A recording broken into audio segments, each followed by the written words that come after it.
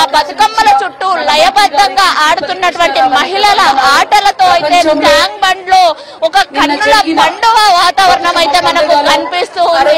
ఈ వేడుకలను చూడడానికి రెండు కళ్ళు కూడా చాలడం లేదంటే అతిశయోక్తి కాదు. అంత ఘనంగా ఈ వేడుకలను అయితే జరుపుకుంటున్నారు. ఇక ఈ కార్యక్రమానికి పలువురు మంత్రులు, రాజకీయ ప్రముఖులు కూడా హాజరయ్యారు. హైదరాబాద్ ఇన్ఛార్జ్ మంత్రి పొన్నం ప్రభాకర్ తో పాటు పర్యాటక శాఖ మంత్రి జూపల్లి కృష్ణారావు, కొండ సురేఖ తదితరులు అయితే ఈ వేడుకల్లో పాల్గొన్నారు. మహిళా నేతలు కూడా భారీ ఎత్తున ఈ బతుకమ్మ వేడుకల్లో పాల్గొని బతుకమ్మ చుట్టూ ఆడుతూ పాడుతూ కూడా అంగరంగ వైభవంగా అయితే వేడుకలను జరుపుకుంటున్నారు.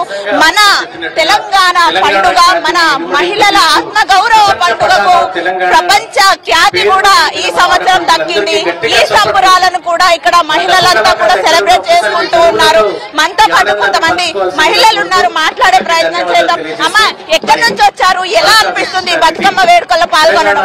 చాలా మంచిగా అనిపిస్తారు. ఎక్కడి నుంచి వచ్చారు? కూడా ఉంచాల్సిన అంతా అంటే కోలాటం టీమా? ఓకే, ఎలా అనిపిస్తుంది ఇంత పెద్ద కార్యక్రమంలో పాల్గొన్నారు కదా మీరు? మాకు ఎంజాయ్ అనిపిస్తారు.